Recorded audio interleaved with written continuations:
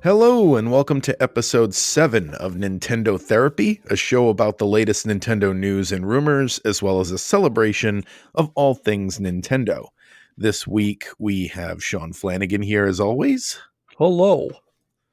And Larry is joining us. Larry from the Dastardly Decimal System podcast. How you doing, Larry? I'm good. Yourself?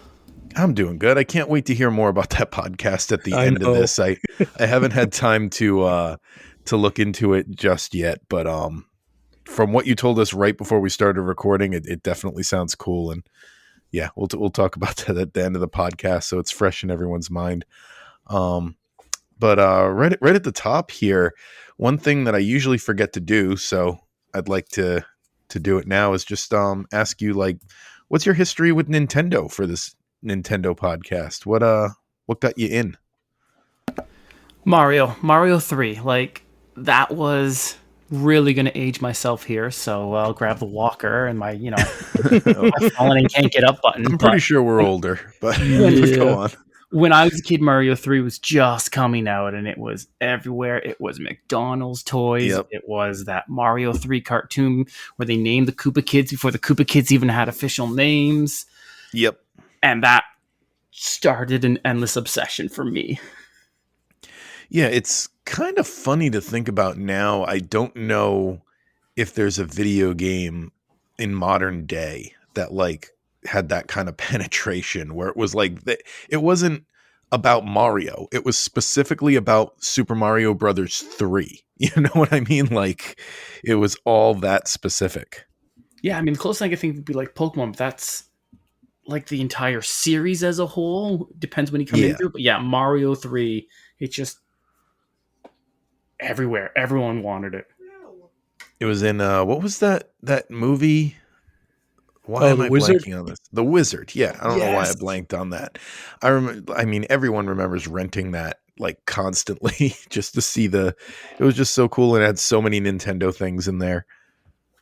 The Nintendo hotline was in there. Yeah.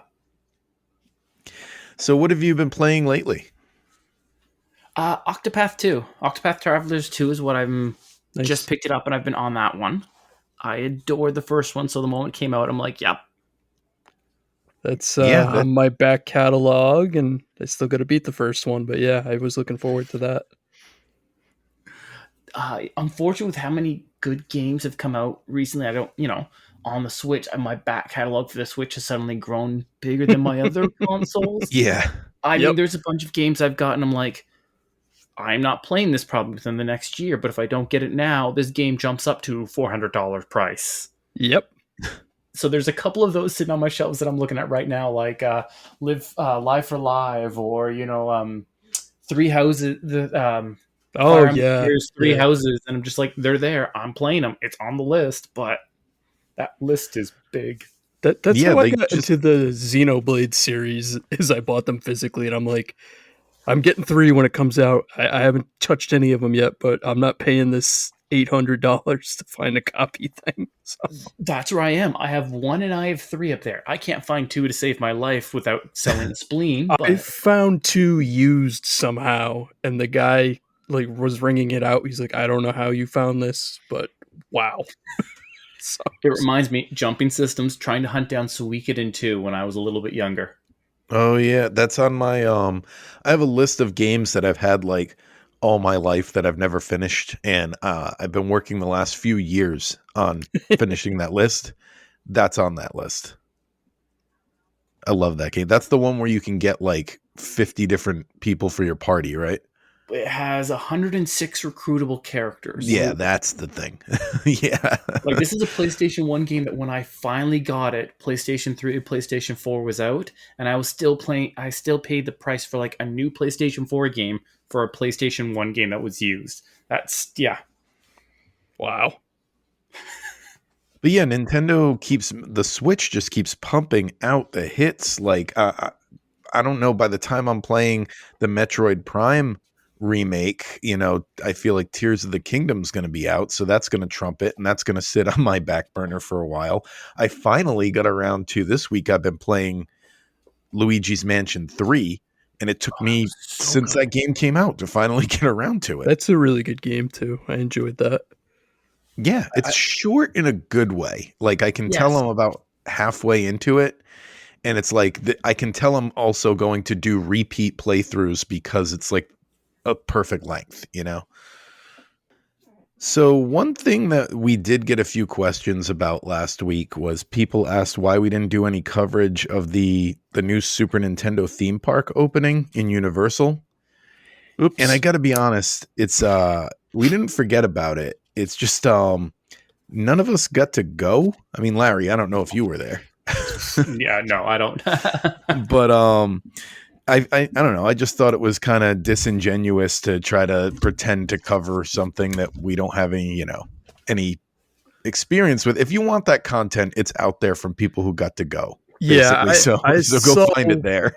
one video where they reviewed going there, and I mean, honestly, it's cool, but it sounds like it's just a cul-de-sac with one ride.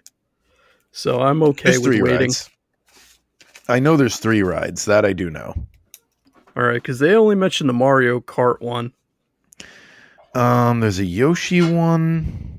I don't know if these are like rides, but they're like things to do. You know what I mean? I don't know. I'm very ill prepared for this because I actually do want to go.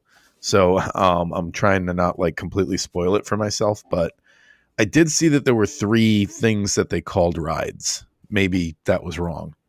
I don't know, but I mean, it looks cool. But I'm not flying all the way to California yet. Till maybe it's a few, different kingdoms big.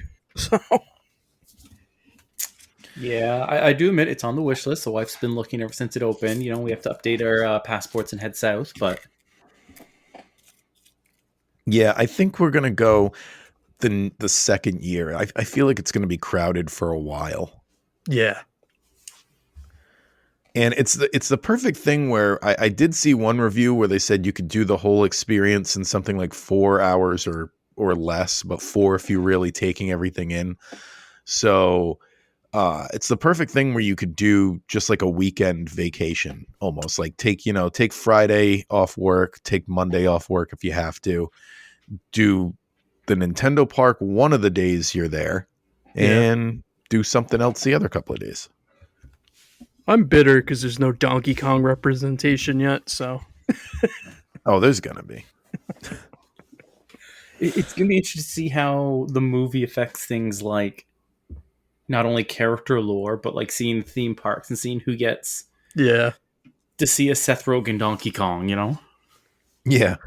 I know a lot of people are still waiting for them to announce Super Mario Brothers the movie, the game. like like the Street Fighter did. what would that be? Just the original Mario Brothers game, but with the Well, we art don't know. We style? haven't seen the movie yet. How are we supposed to know? Just I don't know how. It's like a Telltale game, just the story, choose your own Yeah. adventure with Mario entering the world for the first. Okay, actually, I kind of like that now that I say that out loud. Yeah, now I'm Yeah. intrigued. Why did you have to say that's not going to happen? I want that. It's like when they did the Minecraft one. I was like, this is silly. It's going to be Minecraft. Oh, wow. No, that's Patton Oswalt. Ooh, this story's interesting. Well, speaking of the Mario movie, we can move into Nintendo news because one of the things that was announced a little bit ago was Nintendo and Illumination have confirmed that the Super Mario Brothers movie is having its release pushed forward by a few days in the United States and 60 other markets around the world. So that's probably a good sign. Usually studios do that when a movie tested really well and they're like, let's get that money as soon as we can. This is the Getting first that Wednesday movie money instead of Friday, Monday. Yeah, since the exactly. pandemic. I think I've heard got pushed up. So And I think it means they're expecting good word of mouth from whoever sees those early screenings. I mean, I'm So I'm planning on going to that one opening weekend. yeah, me too. And I haven't done that for a long time. I was going to see Ant-Man opening weekend, but I didn't end up doing that. So we'll see. It could I also mean really, that the movie that what else is opening there, they just want to get a couple days head start on it too, which is often something that happens.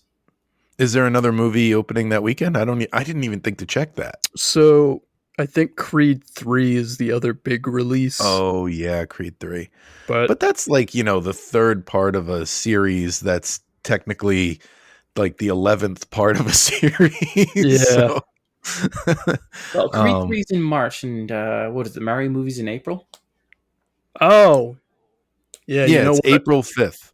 In now. my head, I'm like, oh, they pushed it up 2 days, which means it's coming out in March now in my brain. No, it's not. April has too many things I want to see. It's like the best month of the year, apparently, for movies for me. I wonder if I'm looking up the movies right now. I wonder if that's why they decided to do it. No, this isn't showing me anything interesting. There's a Peter Pan and Wendy coming out. How many Peter Pans do we need? Oh. Well, here it is. They do not want to go toe to toe with Living with Chucky. Oh. April 2023 movie phone. Let's see. Yeah, Peter and Wendy, April 28th. I'm not recognizing any of this, but then again, I'm not in the know. So, Well, if you're a horror fan, April's a very good month. apparently, yeah, I'm seeing that. I'm seeing a lot of horror, which is weird. It's not the season. Oh, it's always the season. Yeah, we're getting a Scream movie in March. Like, I'm excited, but March. Should be Christmas. Isn't that Scream? Isn't Scream the series that set that trend? Yeah, they used to be December, and now they want to do Smarch. Damn Smarch weather. So the only other thing I thought worth mentioning news-wise before we moved on to rumors is the original Pokemon trading card set series is returning as a premium set, as they announced on Pokemon Day, which I thought that was pretty cool. Like, I don't collect the Pokemon cards. I don't know. Sean, I know you don't. Larry, do you? Used to. I actually probably have a lot of the original set in a box somewhere. Do people play the game? I feel like I never hear people talking about that. They do? Okay.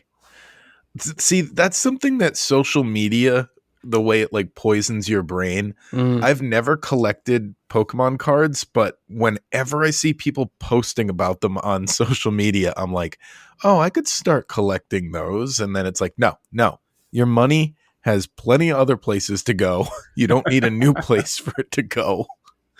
Oh, you think trying to get old games is tough? Good luck trying to get old Pokemon cards. Yeah, it's basically like collecting comic books. You get your rare ones that you pay a ton of money for, and you put them behind some bulletproof glass, and you just mentally know you own that card, but you never even look at it. Pokemon cards to me seem like you're gonna have to like meet people at 2 a.m. at the back of their station wagon at the like parking lot to be like, yeah, you got Everyone's that got Mewtwo. the collars flipped up. You got the stuff, I got the cash, I got the cards. Yeah, I've known people who've bought the cards and collected them, but I don't think I've ever known someone who plays the game. I don't know anyone who plays it, but I do know that a lot of people do. I remember I tried getting into the Star Wars game that was very similar. Oh, yeah. Those card games are just kind of complicated. I don't know if the Pokemon one is any easier, but I don't know. Maybe I should try with my adult brain, because I honestly haven't even tried learning one of those since I was like a teenager. So maybe I get it now. Play Pokemon was back when I was a teenager, and I still do things like Magic now, but very, how to put this, very resource management game. Like, you have 8 different people have hit points that you're managing on cards at once, type of thing. Oh boy, I don't know if I could do that. Mental math, not my strong suit.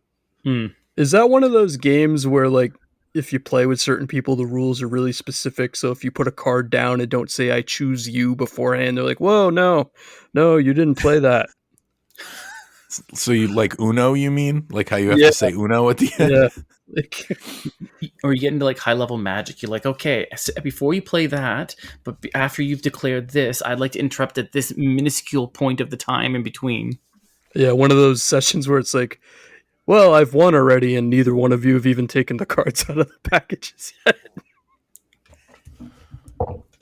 Do you guys know about the rarest Pokemon card? No. So Isn't that like a Pikachu from like one of the first movie? I mean, it's almost a trick question because the technical rarest one is blanking on his name, but one of the creators of the card game had custom cards made for a birthday party he threw, and he gave them out as party favors.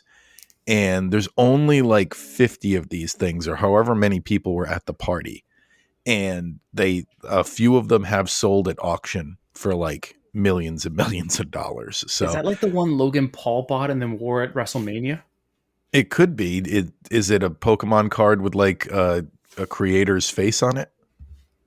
I can't remember. I just know Okay. he has in like literally a plastic case that he wore as a necklace on his way up to the ring at WrestleMania last year. It's apparently an official card, even though he only made like 50 of them for the party. So whatever that means, like he had it printed the same way the other cards are printed, I guess. I don't know if it can be played in the game. This card means you automatically win. Not tournament legal. Damn it. Yeah, there you go. The last person left alive with a card from the party wins all of the Pokemon. We're going into Grandpa Simpson, Mr. Burns territory here. So moving on to some rumors, there's two that I wrote down that are almost kind of linked. They're almost about the same thing. They came out on different days, but a programmer at a Pokemon outsourcing company that accurately leaked the new hidden treasure of Area Zero, the expansion for Pokemon Scarlet and Violet. Yep. He predicted that accurately, and then it was announced, so he's kind of got some credibility. That person posted on 4chan on Friday with accurate information at the end of their post that said, "We are working on a graphics enhancement patch for the new Nintendo Switch models, which will launch alongside DLC 2. DLC 2, which is titled The Hidden Treasure of Area Zero, the Indigo disc, is scheduled to release in winter of 2023.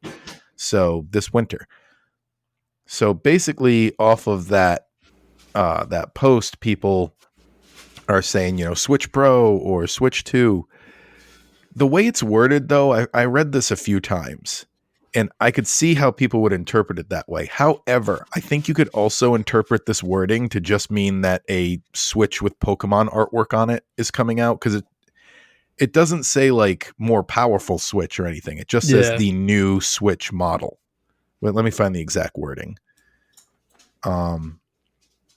New Switch models. That's what it says. So that could also just mean new artwork on a regular OLED Switch. Could also mean something like a Switch. What is it? The Switch Lite, but an OLED version. Yeah. Oh yeah, it could be that. So that rumor kind of coincides with this other one where, let me see, comes from Giant Bomb journalist Jeff Grubb. Grubb revealed on the new video on his YouTube channel that he's been hearing about an official announcement of a Switch 2 reveal that would be happening in late 2023. So kind of matches up with that. He does, however, advise to take this with lots of caution. Not only does he state that it's a rumor, blah, blah, blah, that, standard disclaimer with this type of thing. It's honestly getting to be like Charlie Brown with the football at this point, though. I'm going to stick with our 2025 prediction that we made in our first episode. Again, they sold 20 million Switch units last year. And I honestly think if they put out something new, it puts those OLED models in an awkward place. And that's inventory Nintendo would have to sit on, because no one's going to buy the OLED if there's a better thing. It's like awkwardly in the middle. So that's those rumors. It reminds me a little bit of the Game Boy history. We look at Game Boy, and then Game Boy, they weren't ready to make that jump to like the advanced era. So we got like Yeah. the color and the pocket kind of like as a gateway Game Boy. No, the pocket was. I never got a pocket. Did you have a pocket? Yeah. Like I remember at the time being like, why? This fits in my pocket fine. All I remember about Game Boy Pocket is the marketing campaign. I remember the Game Boy Color marketing campaign really well too. Like especially how they had all the different colors for the systems. Yeah. Even though I feel like there were only like 3 or 4 colors that sold. Like you never saw anyone with like those bright yet neon ones. No, God, no. It was always like you'd get the blue, or you'd get I don't know if this was part of the same one, but I had the clear purple one that they've made like Switch controllers of. I have like the green one on my shelf at the moment. We need more clear electronics these days. They need to bring that back. Yeah. From like the 64 era. When all the controllers were suddenly like clear. Yeah. Which it's not like it revealed like a bunch of gears and servos or anything. You know, it's just like a motherboard in there or whatever, a circuit board, whatever you'd call that. You're not seeing how the thing works. It just looks snazzy. That's all. Not no Rube Goldberg machine. Little hamster in there running, going, "Goddamn speedrunners!" So yeah, it was a slow news week though. Those are the only 2 things I had. So what do you want to talk about? We've got the Spanky's Quest Spotlight. We've got the series overview of Star Fox. What should we do next? I mean, I don't have a lot to say about the Spotlight if you want to do that. Yeah, we can do that, and then I'll pull the random game at the very end. Yeah. So, Larry, did you have a chance to play Spanky's Quest this week? So yeah, I booted that up like yesterday to sit down and give it a shot after work. Yep. Yeah. I had no clue what I was getting into. I'm just putting it right out there. That's accurate. Yeah, I'm gonna say I'm not a fan of this game. It's something I looked up YouTube videos to be like, how was this received? Mm-hmm. And we talked about it last week on the podcast. It's got like average reviews kind of everywhere, like kind of like 7 out of 10 places, maybe 6 out of 10 some places. It's a really weird game. And I could never get used to bouncing the bubble properly. Yeah. So you bounce this bubble on your head, and depending on how many times you bounce the bubble, when you don't bounce it next, it like turns into sports balls that fall on your enemies, and you got to collect the keys and get to the next level. And that's basically the game. So the only thing I could think of to compare it to is I feel like the developers were like, all right, monkeys are big in games again. How do we overcomplicate Bubble Bobble? I was thinking the same thing. Like, it felt like Bubble Bobble. Because when it went in, based off the cover art and based it off the Super Nintendo era, I'm like, this is going to be a platformer. Some sort of monkey platformer.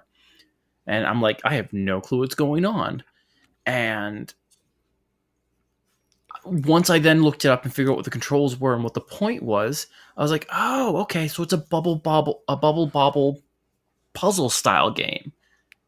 Switch mentalities. Okay, I get where this is going now. Still confused as hell, but I get where it's going. It was another game like Congo where I played it for like an hour before I'm like, oh, you gotta bounce the bubble and that changes the thing. Because I thought it was just supposed to be throwing the bubbles, and I don't know. I know that there's manuals on there. I miss having a manual so I could just look at it and go, oh, okay. The era of gaming where there was like manuals and they wouldn't tell you anything in the game. Yeah. Now we don't have the manuals and we're like, let's look up YouTube how to play the damn game. But I managed to get to the 5th level consistently, but I could not get past that. I don't think there's a lot more past that, because when I saw a few different places say you could complete the entire game in 2 hours. Like not even speedrunning, just kind of normal gameplay. So you must have been close. Did you guys get to any of the bosses? I didn't know there were bosses. So- Yeah, they're fruit. They're I'll all be fruit. honest. Definitely using the rewind feature on Super Nintendo Oh, Online yeah. to play this. For this podcast, I do that just because I want to see as much as the game as possible. Is it weird that I don't do that? I mean, for this, it kind of is because it's not like it's something you're playing for personal enjoyment. But Well, it kind of is. I mean, that's part of Okay. why we do this. yeah. But so the first one turns out to be like this giant apple and takes like 30 hits. And once you beat him, he then becomes a core and falls off the screen. But I was just like, this is a big face coming at me. Yeah. Yeah, that's pretty much all the bosses are giant fruit faces. And I Interesting. don't know why they decided fruit was bad, but Yeah, I did like the opening, even though it took me a minute to realize, oh, they're building the tower around you. Okay. But I don't know what it doesn't make any sense because you're supposed to be in this castle, but there's like underwater levels and like jungle levels. It's like, is all of this inside that castle? Look, the construction budget was insane. Yeah. And the architecture was just... Look, he was not our first choice for hiring him, all right? We understand where there were flaws in our tower building guy. I'm kind of surprised this wasn't an actual arcade game, though. It's definitely arcade game style. Yeah, it definitely was. It fits in with a lot of, like, even by the Super Nintendo era, they still hadn't completely figured video games out yet. And this game is kind of evidence of that, where it's like, you can tell it's being made by people who are still stuck in that old, like, black box NES mentality of, like, those original games, I would like to know what the witch's problem is, though, with the monkey. And now I'm even more intrigued because fruit are the henchmen. So apparently, because I was watching some videos, again, when I couldn't figure out what was going on in this game or what to do, the Japanese version does have some text that explains what's going on, but I can't read Japanese, so it didn't help me at all either. All right, well, if anyone listening reads Japanese and can tell us what the story of Spanky's Quest is, it'd be most appreciated. Don't. your life, you could better spend that time.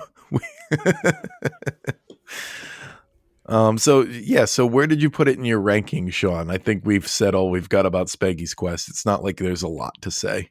So I put it under Congo's Caper, but above Ice Climbers. So our lists are close, but I'm putting this all the way as my bottom. You're crazy.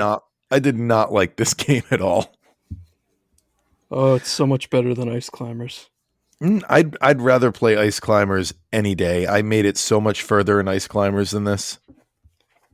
Well, apparently you're a sadist. It's so much more straightforward. You just climb. That's like, it's none of this nonsense bubble stuff. Yeah, you wait until Spanky gets in the secret super unknown release of Smash Brothers DLC. I don't think that's happening. People will be like, which Kong is that? Yeah, I was about to say, is that Diddy Kong like on a bad day or what's going on? So that's that then. On to our series overview. So for those of you who don't know, last week was the 30th anniversary of Star Fox. I figured this was a good time to just kind of do an overview of the series and talk about Star Fox. And if you're listening and are in our age range, that means you're old. Yep. Oh, now I'm sad. I hate seeing the 30th anniversary of things lately. It's like, oh. I feel like Nintendo overthinks Star Fox a lot. A bit. And that's why we've had so few releases compared to other Nintendo franchises. I mean, Kirby's had like 50 games. Like, think of it that way. I would argue that Star Fox is an even simpler concept than Kirby. Yeah, you don't need to come up with as many power-ups. Just one laser, two laser, bomb. Like, Barrel barrel roll. Exactly. Damn it, Slippy. So the first Star Fox game, or Star Wing in PAL regions, released February 21st, 1993 on the Super Nintendo. It was the first game to use the Super FX chip for the system, which allowed them to make three-dimensional models for the gameplay, which was, unique at the time. And it holds an 88% on game rankings. There's no Metacritic score for it, so went to game rankings. Also received a 34 out of 40 from Famitsu magazine. It's got a lot of good reviews. I don't have to read all of these, but Star Fox was awarded Best Shooter of 1993 by Electronic Gaming Monthly, ranked number 115 on EGM's The Greatest 200 Video Games of Their Time, not of all time. Ooh, which is a good way to word that. Yeah, I like that. That should be how all those lists are. Ranked 82nd best game made on a Nintendo system by Nintendo Power's Top 200 Game List. Let me see if any of these are worth mentioning before this is just a list of awards. So yeah, during the game's release, Nintendo teamed up with Kellogg's and Nelsonic to develop and release. I loved reading this because I remember this. I had this.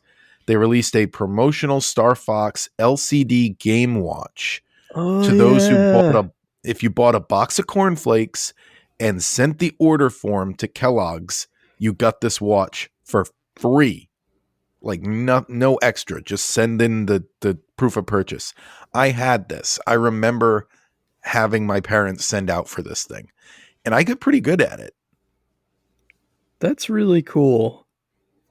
Like, I don't know why, but I remember playing this watch. It's like, it's like a Tiger Electronic game, if you need to, like, a frame of reference. And I remember being like, wow, I can actually play this, because I remember the Tiger Electronic games I could never do, like I had like the Batman Returns one and like the Ninja Turtle one, but I never felt like I was actually playing them. I felt like I was trying to figure it out every time I played it. Yep. And that Star Fox one I did. So did anyone have any like particular memories about Star Fox? I remember borrowing it from one of the kids in the neighborhood, and I didn't beat it until I was an adult. Yeah, I don't think I did either. I don't know why. It's not a long game. For me with Star Fox, the first one, I didn't find it until I got to play Star Fox 64 at a buddy's place. And then went back and then being like, oh, wow, this game, there was one on the Super. I had the Super at the time, not the 64 yet. And I was like, I can't wait to play this. Oh, it is just shapes I'm shooting. I get it. Going back had to be 64 there. downwards, you're like, oh, this is literally just a shape. But did you prefer? I love that feeling though, of like I keep looking for like that modern day, give me a Star Fox clone or something like that. I remember something about the story that confused me was, I remember in Star Fox 64, you had Fox had like a father who was like the former head of Star Fox. And I remember thinking that was supposed to be the character from the Super Nintendo Star Fox. And I don't think that's the case, but I kept trying to figure out how that worked because he was called Fox McCloud in both games. So I'm like, why is his name wrong? Do you prefer the voice acting or the burr, burr, burr, burr, burr? I kind of like both. I prefer the gibberish. I don't know why. It's just adorable. I love it. Just a high-pitched gibberish. Burr, burr, burr, burr. Yep. So the next game in the series, Star Fox 64 or Lilat Wars in PAL regions. I don't know why they didn't just call it Star Wing 64 and continue it. But Lilat Wars released April 27th, 1997. That was the one that for the defined Nintendo 64. Star Fox for me. What was that? I said that is the game that's defined the series for me. I know it's probably for many other people as well, but like everything I've done since when it comes with Star Fox, it's definitely the one they focused on the most, which we'll talk about when I get to some of these later games. But it's definitely, they haven't moved past it. They have not moved on. But it was the first Nintendo 64 game to feature support for the Rumble Pack, which it came bundled with. It's crazy to think of a time where a Rumble feature was like a peripheral, something special and not expected. Yeah. GamePro gave the game a perfect score, 5 out of 5 in all 4 categories. 1997 EGM ranked it the 39th best console video game of all time, citing its amazing visuals, huge amount of voice acting, and deep challenge of earning medals on all the stages. EGM also named it Shooter of the Year, and in 2009, official Nintendo magazine ranked the game 14th in the list of the greatest Nintendo games. So it was 14 spots ahead of the original Star Fox. Wow. So most of my experience with 64 is just the multiplayer, which was a blast. And see, it's funny that's to one me of the ones that you can't go back to, by the way. Yeah, but it only had one map, right? It might have had multiple maps, but I do remember I fired it up, the multiplayer, like a few years ago. Yep. It's probably like 8 years ago at this point or something crazy because we're old and time flies. But anyway, as an adult, I fired up that multiplayer and there is nothing.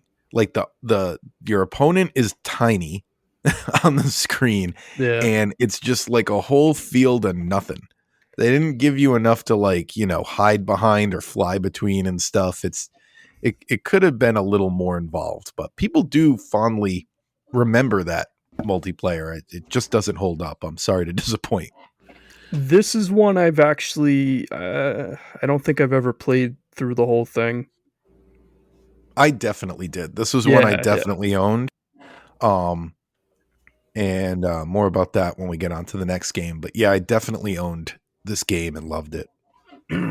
For me, there was it was the storyline that really opened up so much that I'd never really seen in gaming before. Things like, oh, you failed this mission. You don't just restart. You're now on a different story path. Yeah. Yep. Or I absolutely love the Independence Day level. To this day, it's one of my favorites. Oh my God, I played that like crazy. Star Wolf team, and I would do a similar thing with Rogue Squadron as well, where I would put headphones on to play it and I would crank the sound effects volume all the way up and fly in the cockpit view and make it like it was really happening.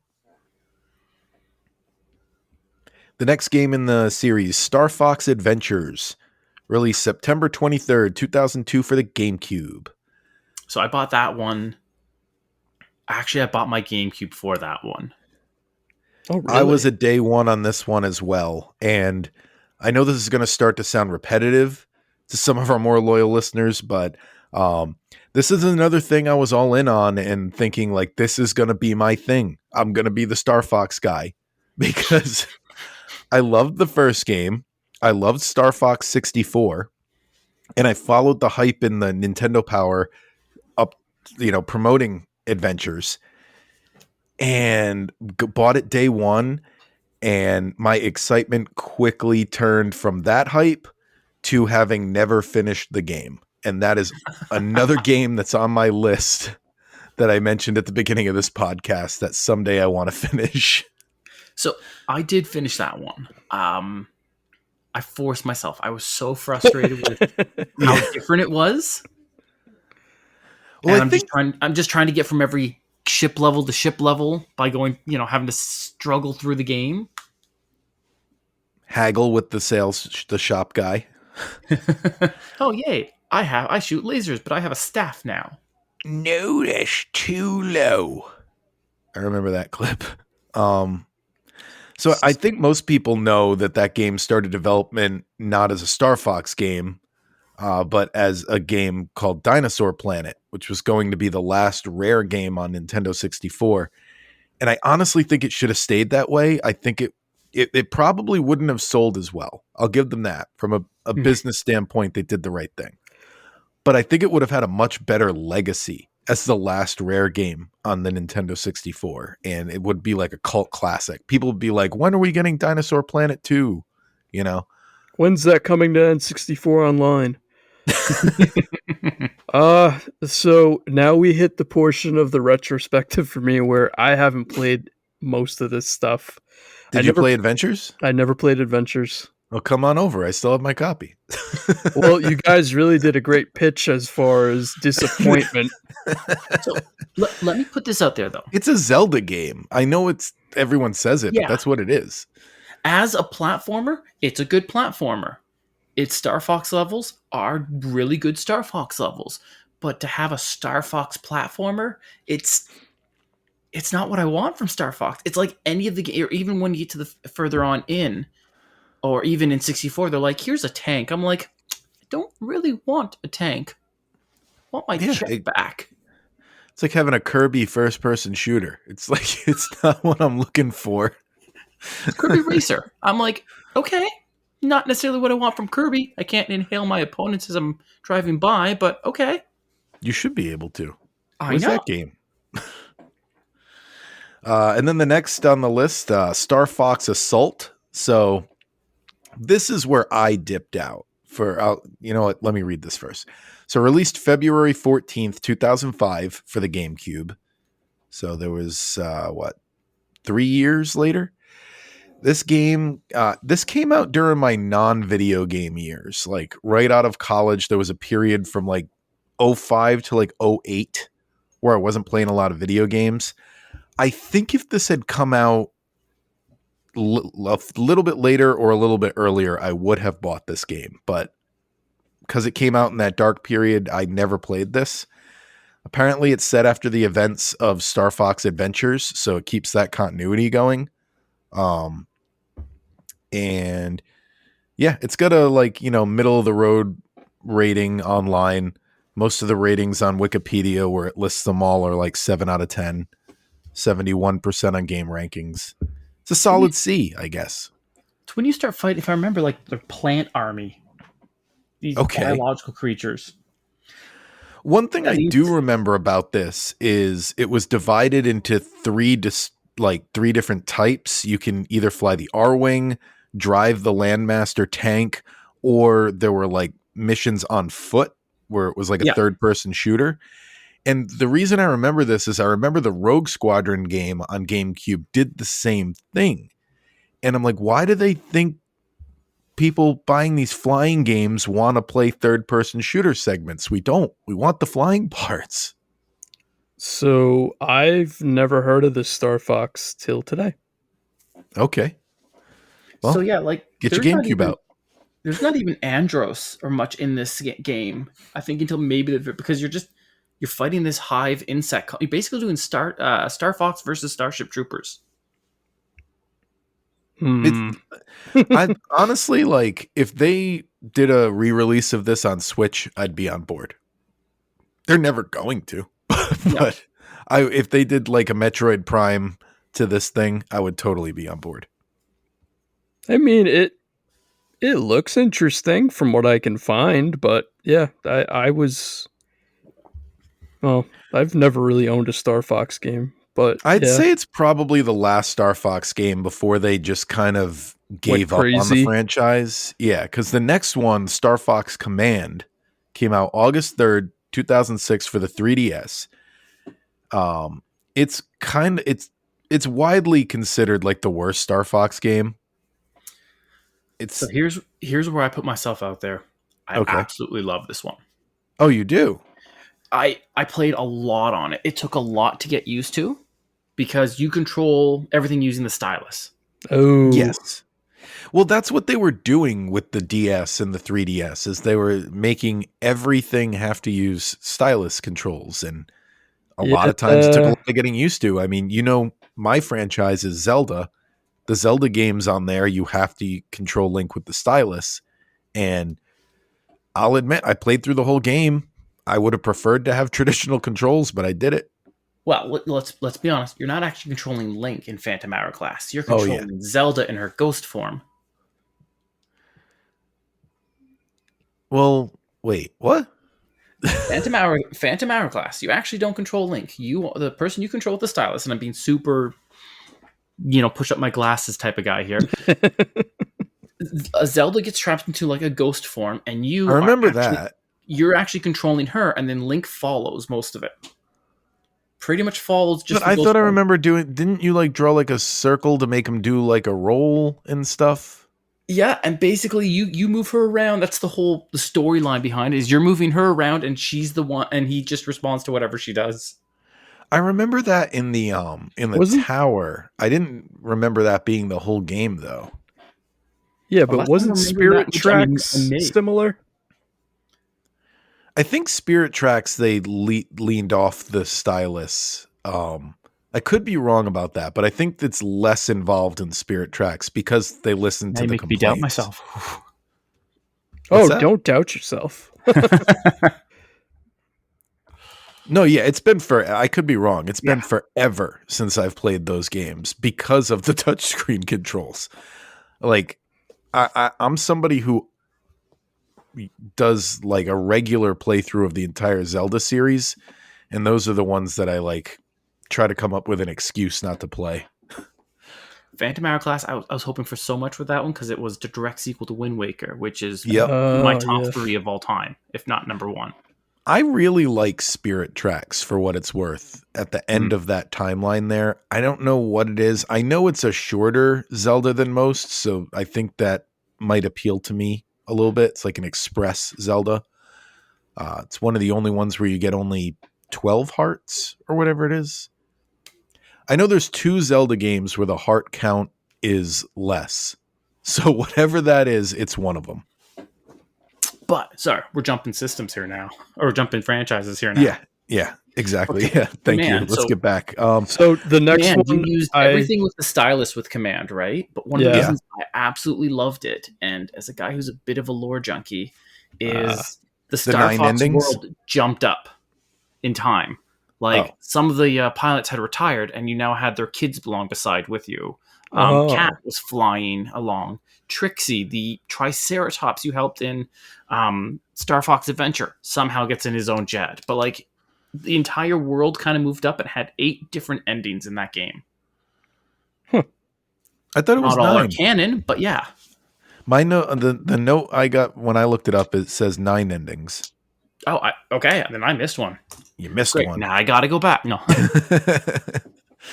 But it also says none of them are canon. Not a single one of the endings are canon. Yeah, I always think that weird state. It kind of felt like Mortal Kombat endings. I was going to say, not. Yeah, that was what I was going to say. Is it reminds me of Mortal Kombat, how each like game picks up and says like, okay, this was the real ending of the last one, but it's like, well, shouldn't most of these people be dead then? No. Greatest decision in video game movies. You know what people don't want to see in a Mortal Kombat movie? The tournament. They did one movie where that was amazing and they've never gone back, and thank you. Yep. So the next one, I guess I technically played. I just didn't play it on this system. Yeah, Star Fox 64 3D, released July 14th, 2011 for the 3DS. Basically, it's Star Fox 64. They made almost no changes. Like, you know, you get the bottom screen where the map shows up, or like a character talks down there instead of in the corner. But it's pretty much exactly the same game. There's not a lot different. It had online play though. No, yeah, that's actually pretty big. It never connected great, but like most Nintendo online play doesn't, unfortunately. Yes. Especially they really got to get into Game that. Boy days. I've never been much of an online player, so like I couldn't tell you which games perform better than others, but I know from reputation Nintendo struggles with it. So this is the thing I've discovered that's bizarre. So online for Switch games works fine. If you're trying to do local multiplayer for like NES Online or whatever, it runs awful. And I don't understand it. I had heard on a podcast that for some reason the Switch runs better in handheld mode than docked, but I don't remember the technical reason behind it. And a lot of these like games that struggle, you'll see it more in those instances. Like you'll see less of it handheld. Hmm. I don't know why. There's a reason. I'm just not a technical guy, so I don't know what that reason is.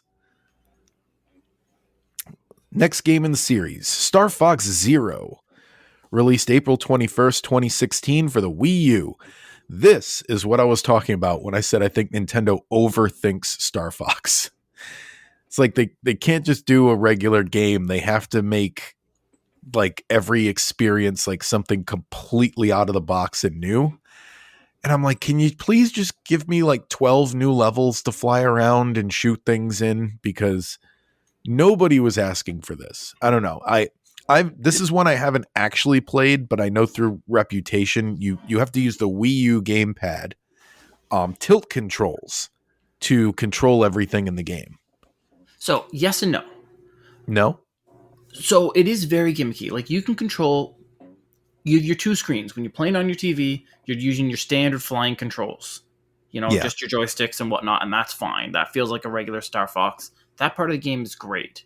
But suddenly you're up against a boss fight, and you need to hit their glowing red weak point, and you have to go into a specific aiming mode. So now you're holding the Wii U gamepad up, trying to aim on the smaller screen, and that's all motion controls, while you're still trying to fly on the big screen.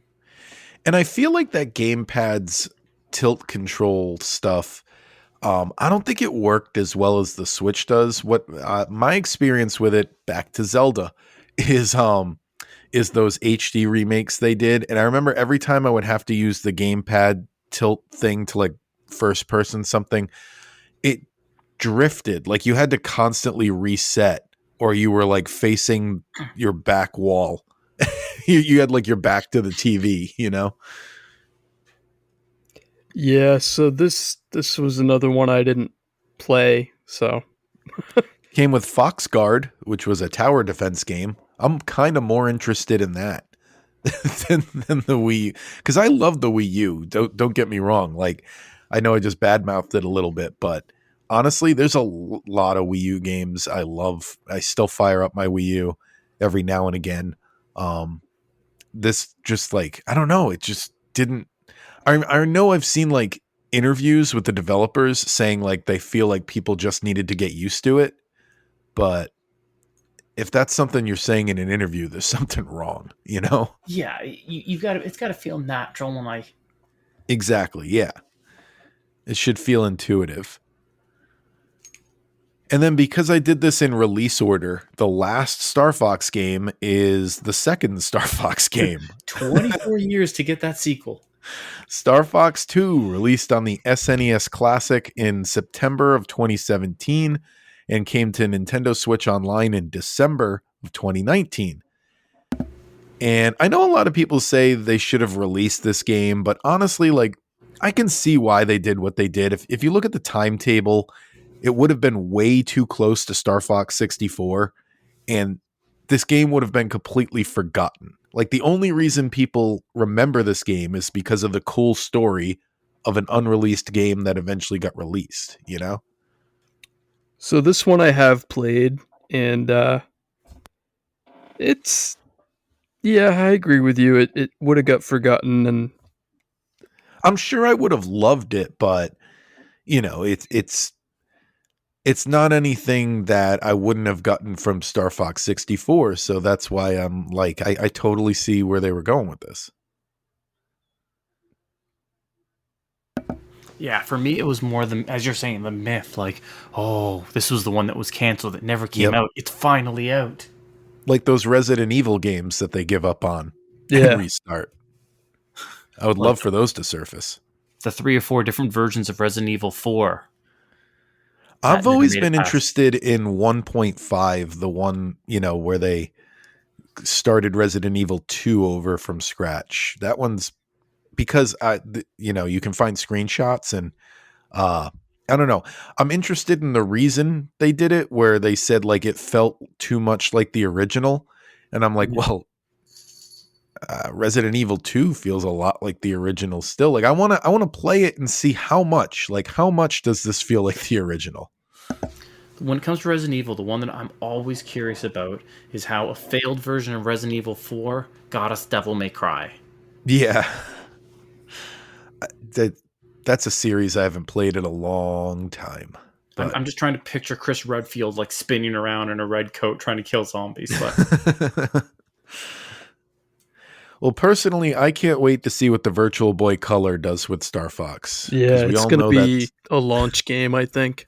Yeah. There was, speaking of Virtual Boy, we can talk about a rumored Star Fox game here. It's not rumored. It was officially announced that they were making a Star Fox in development for the Virtual Boy, but it was never released. It was shown at the Winter CES show in 1995, while Star Fox 2 was also in development. And there's very little information on it. It's unknown if it would have been a port of the first Star Fox or its own unique game. There's one video that you can find online where it's like, it's not even a video of the game. It's like a video of a guy filming all the screens that are at the show, and you can see the Star Fox like screen. Yeah. But like he doesn't like specifically focus on the Star Fox game. But anyway, one of the reasons it was canceled is it said it was very similar to Red Alarm, which was released on Virtual Boy, and then the Virtual Boy failed, so there was no time to tweak the game. Virtual Boy, it also had Vertical Force though, so this would have been like 3 shoot 'em ups in its 14 game library if this was released. So it's one of those, like, it's kind of that in early VR, like that whole genre kind of fits there. It's like why we also got like a bunch of rail shooters for the Wii. Yep. That were like basically light guns from the arcade, because it kind of just worked really well with that control scheme. Trust me, if they released this on Virtual Boy, I would have bought it, because Sean and I have talked about, for some reason, I owned half the Virtual Boy library. Yep. And I don't remember why I had so many Virtual Boy games. Like, it's not like I didn't play the system for long. I played the system for as long as it lasted. So that year. And I don't know why, like if they were cheaper or something, but I had Red Alarm, Vertical Force, Wario Land, Waterworld, Galactic Pinball, and Mario Tennis. And that's half the library. Did you have boxing? I didn't, but boxing was one of the ones I wanted. Okay. And I wanted that Jack Bros game, which is now like a collector's item, because I guess it was like rare. But I remember seeing it look cool in Nintendo Power. Everything looked cool in Nintendo Power. Yeah, that was Nintendo Power's sole purpose. But I don't know. As far as the future of Star Fox goes, though, Nintendo, I know you're listening. Just give us a rail shooter game with some new levels and make the ship do cool tricks.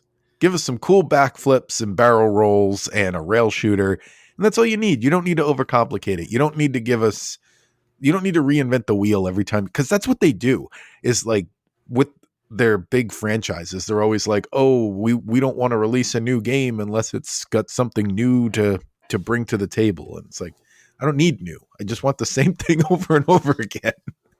Right. You know, that's the reason we haven't gotten any more F-Zeros. Yeah, because they can't figure out how to change it, so they just don't want to.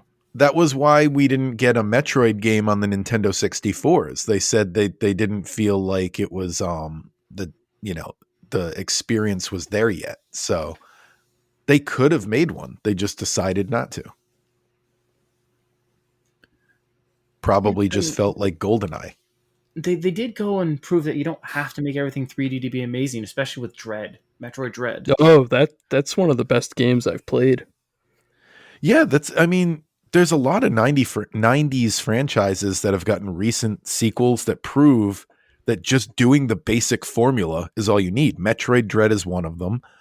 Crash Bandicoot 4 came out. Yep. Like the new Super Mario Brothers series, that's not new, but like it's like a lot of these times you see they give us a new game that is the formula of the first game, and it sells and works. So that's what I'd like to see more of. I do miss Star Fox. I do just miss a nice shooter. Yeah, like keep it simple, stupid. Like everyone wants that Fox back. Yeah, and I've been trying to find a nice Star Fox clone for years, but too many of them are like roguelites and whatnot. And I'm not a roguelite guy. I enjoy a good one, but I'm not a roguelite guy, and I'm just looking for a nice Star Fox style shooter. That's a horrible rabbit hole I discovered in my 30s. So I love that genre, and I wish I didn't. What genre? Roguelites. Oh. You know, I thought I saw that a Star Fox game recently came out on the Switch, or maybe it's coming out this week, but I'm blanking on the name. But there's something, look into it. There, I saw on Twitter the other day. It's a game, an on-rail shooter game with anthropomorphic animals that they were comparing to Star Fox. Oh, Ubisoft made it. So I can't remember what it was. They tried, like, you could buy ships that you could scan like amiibos and stuff. Oh, no. It's not that one. I know what you're talking about there. Okay. No, that failed. No, this is something that literally I saw was like new this week. Oh. And I think, I mean, unfortunately, if I'm remembering correctly, the post was something like that it was a mediocre game, but mediocre is not bad. True. So there's a lot of those games I've played where I saw online, they're like, oh, this is a forgettable, or this is a mediocre, and you play it and you're like, I mean, I had fun, like it wasn't the best game I ever played. That's not a sin. But it's amazing how much people want Star Fox and like the other places he's shown up. Right. Like the one you were just mentioning, Starlink with the smart toys. If you had that for Nintendo, you got Star Fox. Or the hidden Star Fox levels in Bayonetta 2. I found it. It's a Fur Squadron. It's like a psychedelic Star Fox. Interesting. Launches on the eShop March 17th, 2023 for $7. Oh, well, this is in American money, so I don't know how much it'll be, but so that's like $97 for me, I think. Okay. But yeah, it looks like the original Super Nintendo Star Fox, though. It's got like the grid look to it. I don't know how you say it. Yeah. It looks pretty cool, actually. So yeah, it's an anthropomorphic team that flies spaceships and you shoot on rails, and inspired by Star Fox. Fur Squadron, official sponsor of Nintendotherapy. Guys getting that fur money. That looks pretty cool, actually. So yeah, $7. I wonder if it's a sequel to Fur Fighters that came out on Dreamcast, I think. Yeah. It was a third-person shooter where you were animals. Yep. Oh God, yeah. I'm just looking that up. They're all there in like collared shirts going and guns for some reason. Like I just mowed the lawn and then drew a gun.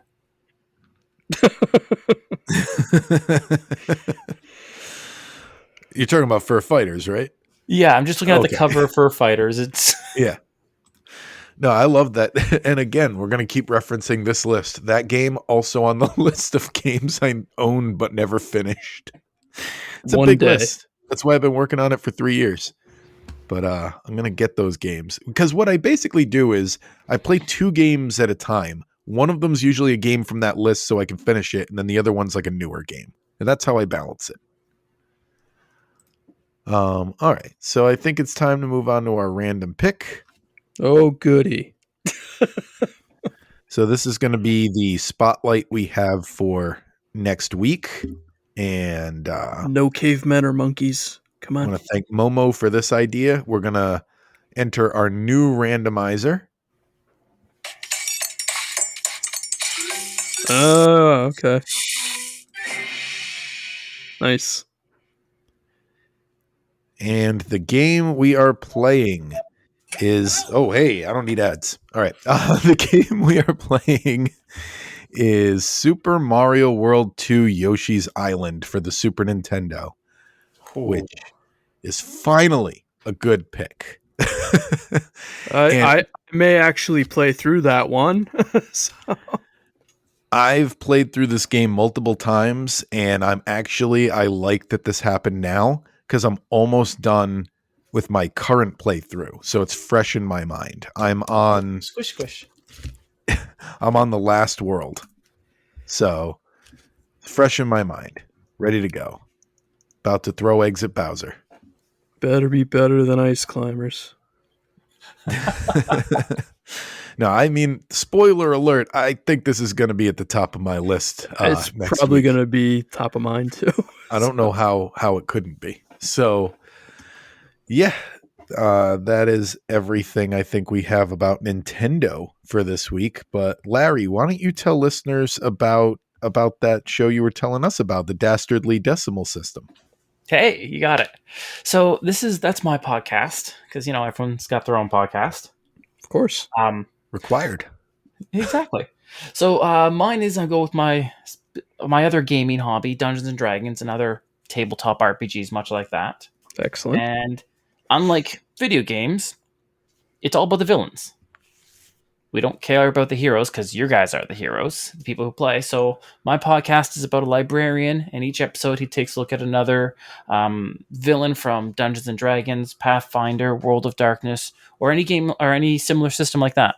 In each one, we just kind of take a look at a different villain, go into a deep dive, who they are, what they do, and why do we love to hate these guys. So is there mustache twirling? Because I feel like that's a necessity.